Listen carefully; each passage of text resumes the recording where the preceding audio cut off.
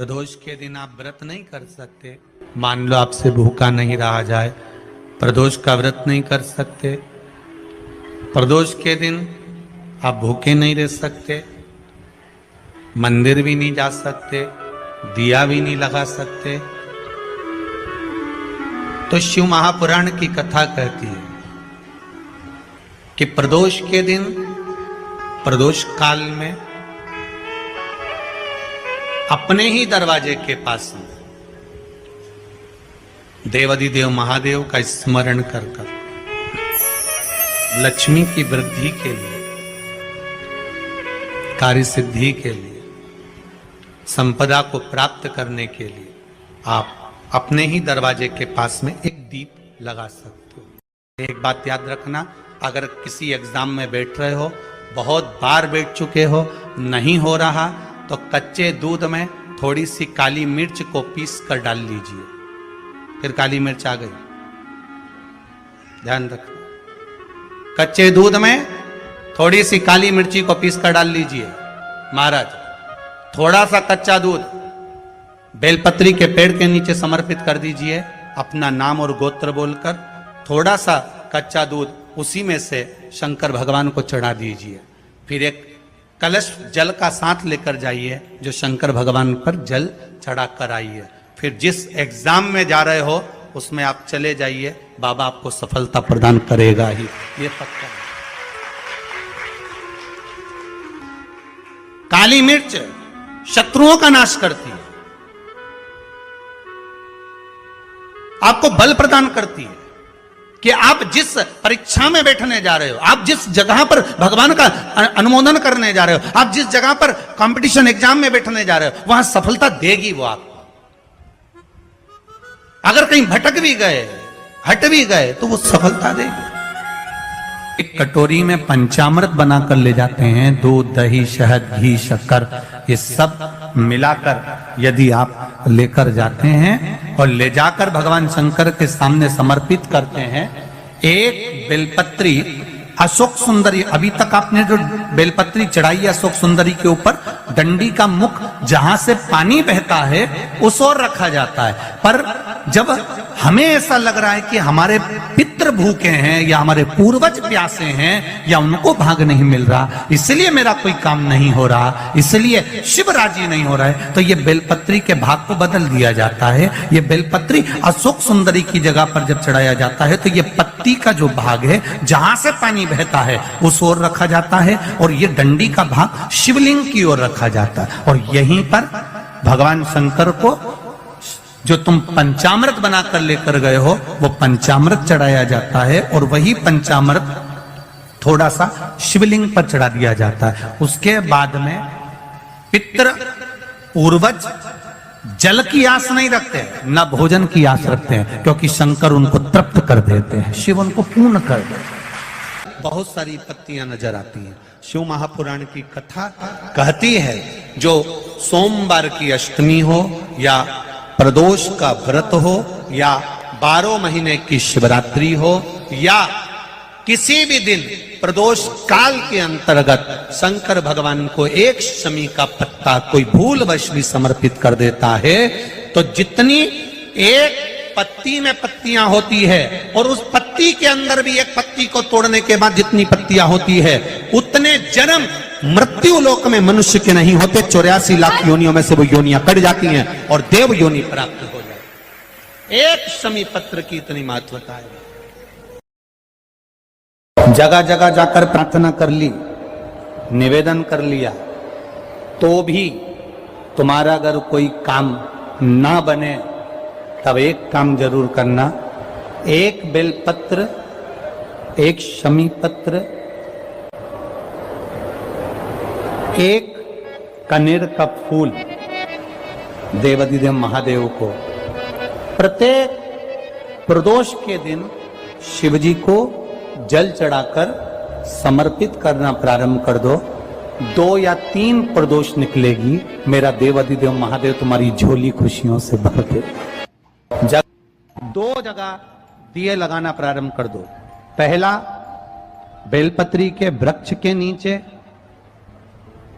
पहला दिया प्रदोष काल में, प्रदोष के दिन बेलपत्री के वृक्ष के नीचे, और दूसरा दिया अपने दरवाजे की चौखट के बाहर, मतलब अपन बाहर खड़े होंगे, अंदर की ओर दिया नहीं, बाहर की ओर।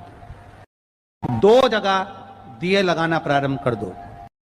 अपने हृदय की कामना कर कर भगवान शिव को समर्पित कर। मात्र एक दुर्गा,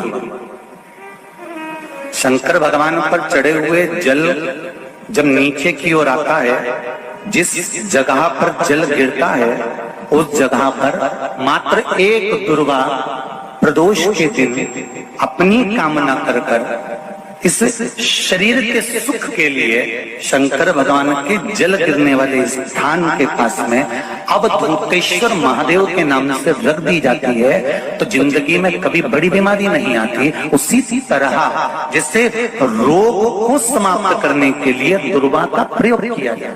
बहुत सारी पत्तियां नजर आती हैं। शिव में शांति बिल्कुल नहीं है, क्लेश बहुत ज्यादा है, बहुत ज्यादा तकलीफ। हमारे घर में कुछ न कुछ जरा सी बात पर विवाद होता ही है, तो प्रयास करिएगा कि आप काली तिल थोड़ी सी, एक काली मिर्ची और 7 लौंग, क्या क्या तिल चीजें हैं, काली तिल, काली मिर्ची, 7 लौंग, केवल ये हथेली में रखकर अपना नाम और गोत्र बोलकर अपने दरवाजे से बाहर निकलकर किसी भी शंकर के मंदिर को समर्पित करिए। शिव पे नहीं चढ़ाने दें तो शंकर की चौखट पर रखें। महाराज, घर में कभी क्लेश नहीं होगा, बिल्कुल शांति, सहजता, प्रेम आपस।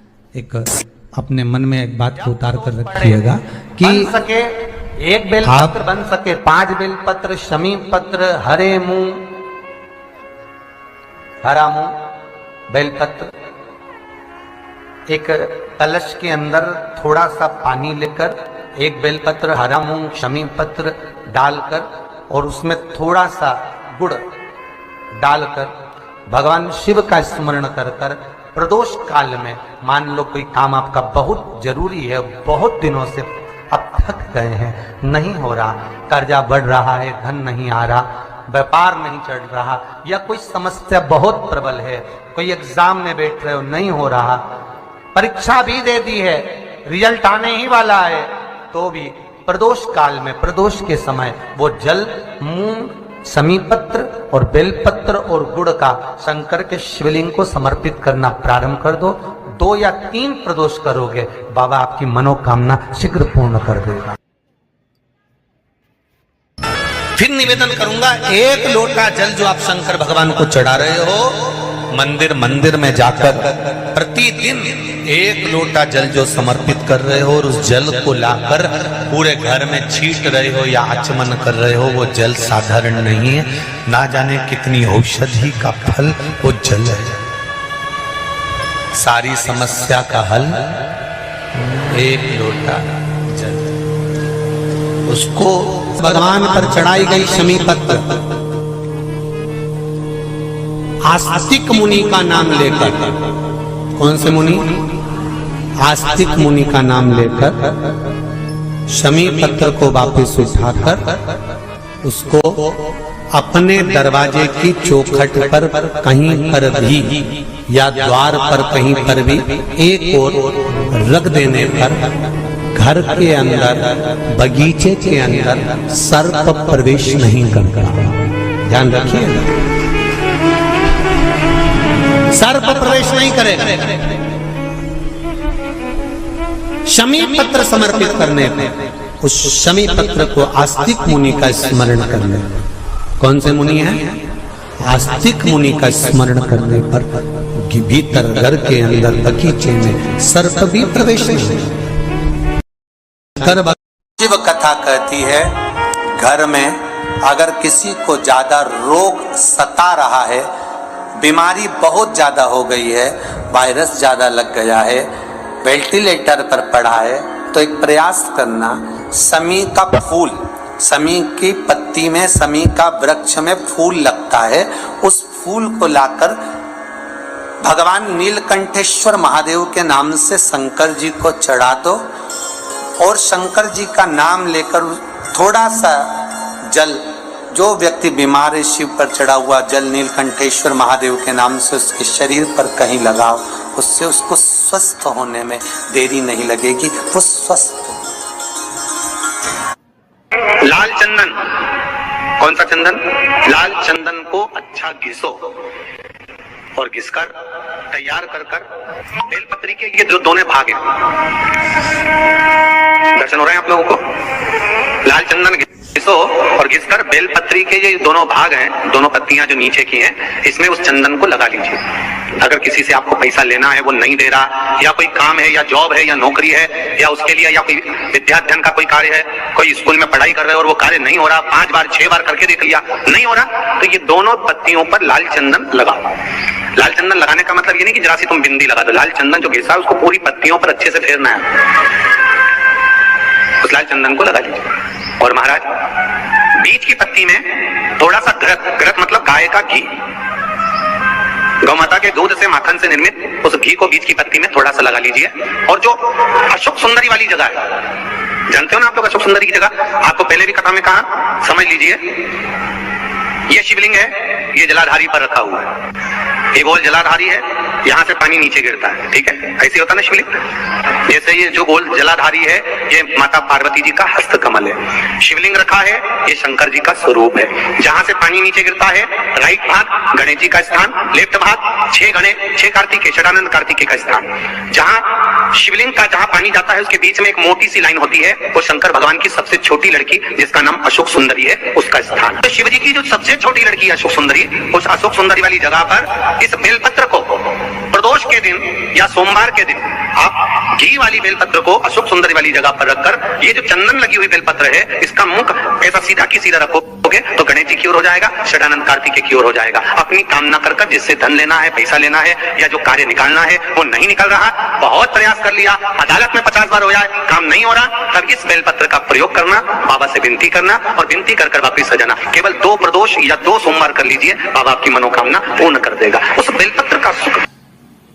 हम मंदिर में दीप क्यों लगाते हैं? दिया लगाने का कारण क्या होता है? दिया लगाने का केवल एक कारण होता है, हम भगवान के मंदिर में प्रकाश करने के लिए दिया नहीं लगाते, हम भगवान के मंदिर में उजाला करने के लिए दिया नहीं लगाते। शिव महापुराण, पद्म पुराण और हमारा शास्त्र वर्णन करता है